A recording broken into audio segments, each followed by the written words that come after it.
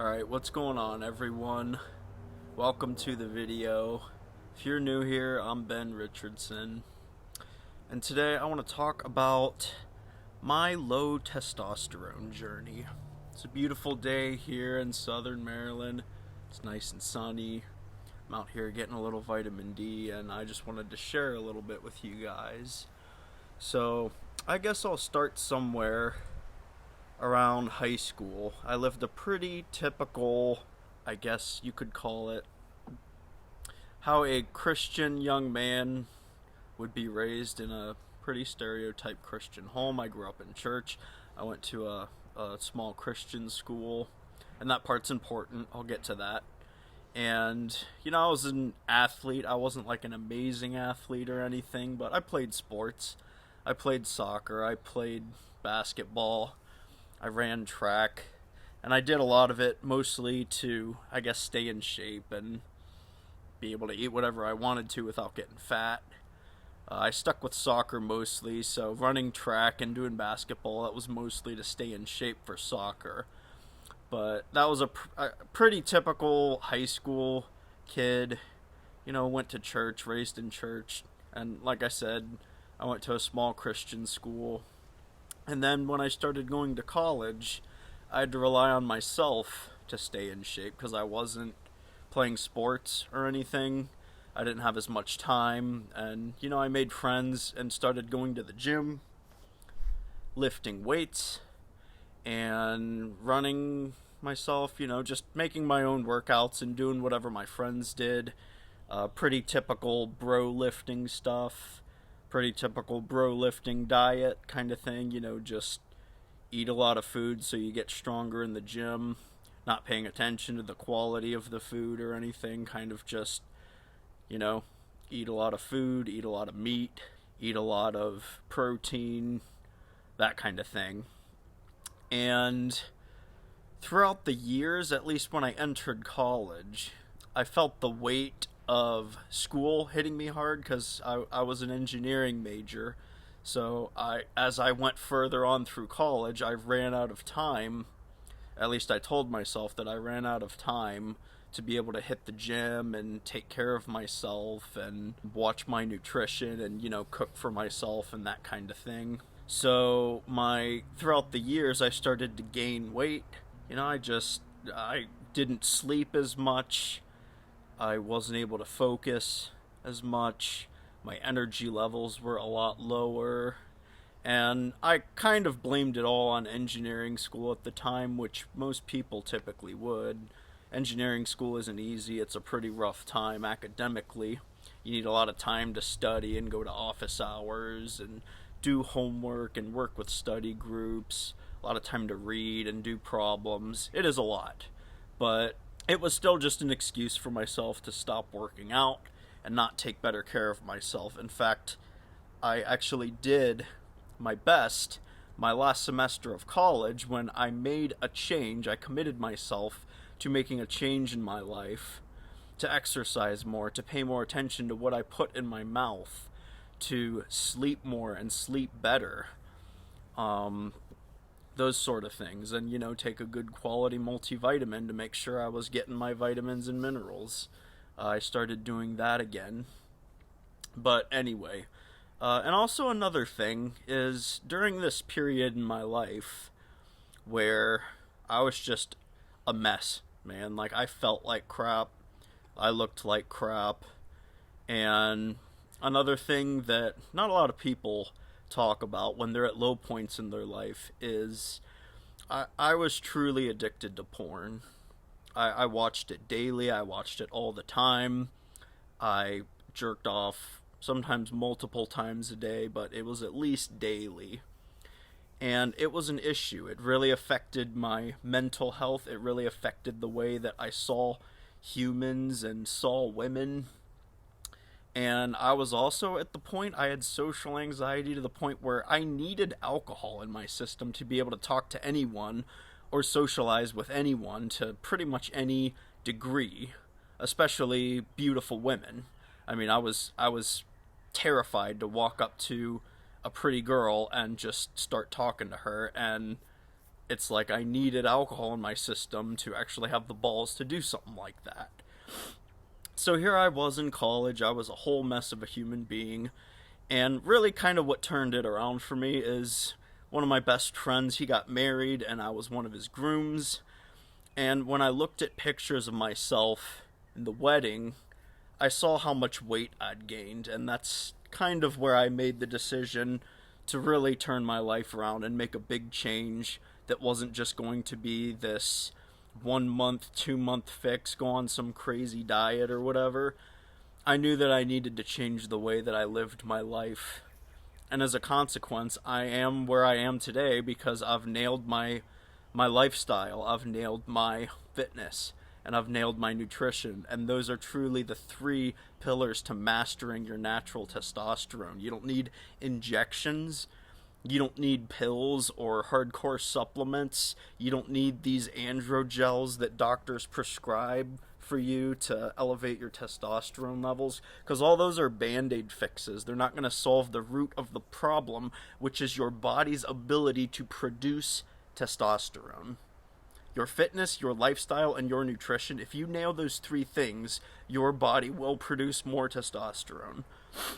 So some of the things that I did differently is when I worked out in college initially, and I relied on myself, and I worked out with my buddies, and I kind of had no idea what I was doing, really and truly. I worked out 4 to 6 days a week. I'd warm up running a couple miles, I'd lift weights for an hour, I'd stretch, and most of my workouts ran 1.5 to 2 hours. I stopped doing that when I changed the way that I was living. I worked out 2 or 3 times a week for 1 hour. I lifted weights, and I spent the majority of the time in the gym just resting. About 25% of the time I was in the gym, I was actually lifting weights. The other 75% of the time, I was just resting. And guess what? I got stronger. Every single week, consistently, I got stronger for months and months on end. And who doesn't have time to go lift weights in the gym 2 or 3 times a week? Another thing that I started doing is I started counting my calories. Now, a lot of people make the mistake when they start counting their calories and they want to lose weight or lose body fat. They cut their calories too hard because they want to lose as much weight as fast as possible, but that's just not something that you can sustain.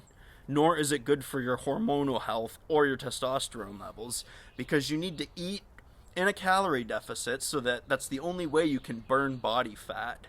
There's 3,500 calories in 1 pound of body fat, so the only way to get rid of body fat is to eat fewer calories. So you need to eat in a calorie deficit. You can't get around that. It's just thermodynamics. You're not an exception. That's how you lose weight. However, you can't cut your calories down to eating like 1,200 calories a day and expect to be able to sustain that. You need to eat enough food so that your body can still function well and maintain healthy hormone levels and testosterone production. So I cut my calories about 1,800 calories a day, and I was able to do that back then just because I had a lot of weight to lose. You can get away with cutting a little harder if you have more weight to lose, but nowadays a solid cut for me is anywhere from 2,000 to 2,200 calories, because when you have less body fat to lose, it gets a little harder to sustain a pretty hard deficit. But anyway, that's another thing that I started doing is I tracked what I put into my mouth. So I did track my calories, and I made sure that I ate a good split of fats, carbs, and protein. And that's also important. Don't go cutting carbohydrates or don't go cutting fat out of your diet. Your body needs all 3 macronutrients to maintain healthy hormone balances, to maintain healthy testosterone levels, and keep stress levels low. That's very important. So don't go cutting macronutrient groups. And another thing that I did is I did walk a lot, and I rode my bike to campus. A combination of doing the two, just getting a solid 10,000 steps a day and being more active, just doing things more often, washing the dishes by hand instead of throwing them in the dishwasher, walking far away, when you go to the grocery store, park far away so that you have to walk a little bit extra just to get a little extra movement in. What are some of the other things? just being on your feet more often. It makes a big difference. Instead of sitting down all day, we live in a society where, we work office jobs, we're inside a lot, we sit down a lot, and that really starts to tighten up our hip flexors. And tight hip flexors, it's commonly associated with lower back pain. That's really and truly one of the main causing it's one of the main causes of lower back pain is tight hip flexors. But anyway, I'm getting a little sidetracked, but just being more active, moving around more, getting 30 to 60 minutes of some kind of movement per day. It doesn't even need to be exercise. Just get up and move around more. Be on your feet. Go walk your dog, play with your kids, do something. Just, get some movement in. It's good for you. And prioritizing sleep, that's another thing that I did. Like I mentioned earlier, my last semester in college, I made Dean's List because I prioritized getting at least 7 hours of sleep every single night. More often than not, I got 8 because I prioritized my sleep finally, and it did me wonders. I was more productive throughout the day. I was able to focus and pay attention. I felt motivated again to actually get work done and take action on my schoolwork and do well.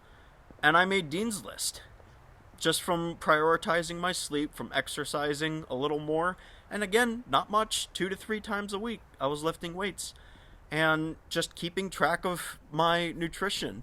And a lot of people, they claim that they don't have time to track what they put in their mouth, and that's a load of crap, because the busier you are, the easier it should be, because you have so much going on in your life, you don't even have time to think about,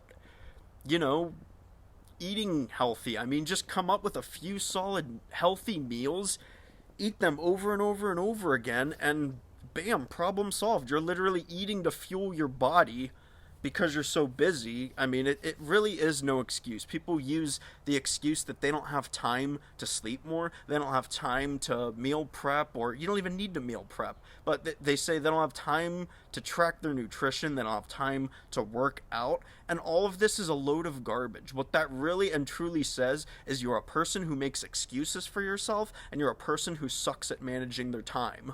Because I was an engineering major, a chemical engineering major, I made Dean's List.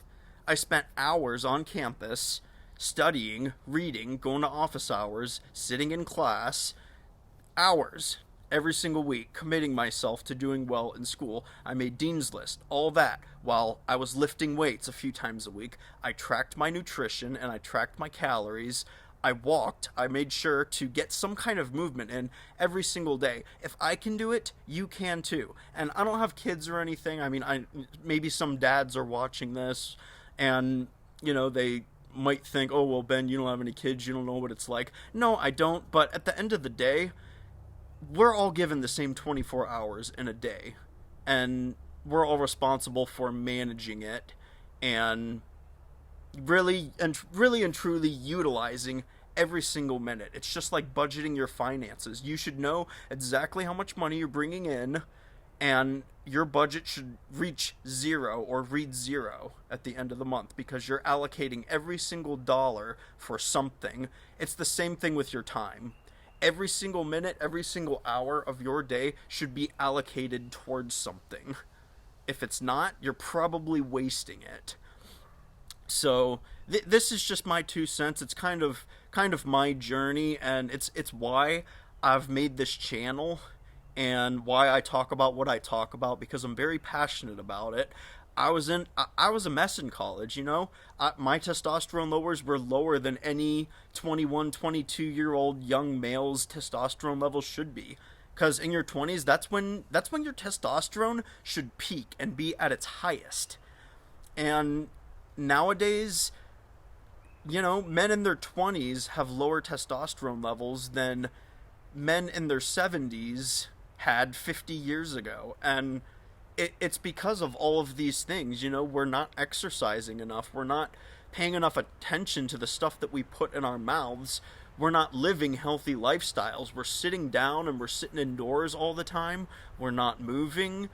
And, there's we're exposing ourselves to just nasty chemicals all the time that you don't even realize, and it all does tie in to your hormone production, because all of the biological systems in your body work together to keep you functioning. On a very fundamental level, we are all made up of cells, and that's just biology. We, as human beings, we all function the same. Sure, we are unique in our DNA and whatnot, but we all have hearts, we all have brains, we all have livers, we all have stomachs and intestines, whatever. Our fundamental building blocks are all the same. And yes, we are uniquely different, but at the same time, we're not. And these principles hold true no matter what. You want to lose weight? You have to eat fewer calories. I don't care how old you are. I don't care what sex you are. I don't care how tall you are. It doesn't matter. If you want to build muscle, you need to eat a little bit more food. Doesn't matter. At the end of the day, we all function the same. We all use food as energy, and our biological systems work on a fundamental level the same way. So, this is kind of my story. This is why I talk about what I talk about. These are some of the things that I did to fix my testosterone levels. And if you guys haven't seen my video on 7 easy ways to increase your testosterone levels naturally, check that out up here. It's chock full of good stuff, and I don't just give you things that you need to do and give you no tips in following through on them. It really and truly is a how-to video, and I think I give some pretty solid advice in increasing your testosterone levels with those 7 tips, and I mentioned quite a few of them in this video, but check that out and follow through on it. Follow through on it and make some changes in your life to pay more attention to your hormonal health and your testosterone levels, because it's important. High testosterone levels, it makes a man healthy, and proper testosterone levels, it does make a woman healthy too, but hormone balance in general, it dictates everything. It dictates your mood. It dictates how your body functions. It dictates your energy levels. It dictates your sex drive. It dictates how well you sleep. It dictates your, I said hunger levels maybe, but it also dictates your food cravings and stuff. It dictates how easily you burn fat. It dictates how easily you pack on muscle. You name it, your hormonal health probably plays some extent in the way that you feel. Even your ability to control your emotions. Anyway, I hope you guys got a lot out of this video. I hope that my story inspires you to some degree, and I hope you watch this video and you realize that I'm going to do everything that I can to help you out and post relevant content for you to get a hold of your life also. And you know, the first step is admitting that you might not have it 100% perfect. I certainly don't, and I'm not saying that I do, but you can always make improvements. And the first step to making improvements is admitting to yourself that you might not be doing a very good job right now. And that's okay. But anyway, if you like this video, hit that like button. And also, if you're new here, make sure you subscribe to my channel if you're interested in hearing more about ways that you can naturally increase your testosterone levels, because my whole channel is dedicated to that. So go ahead and subscribe and hit that notification bell and stay tuned for more of my content. Thanks for watching, everyone. Take care, and I'll see you in the next video.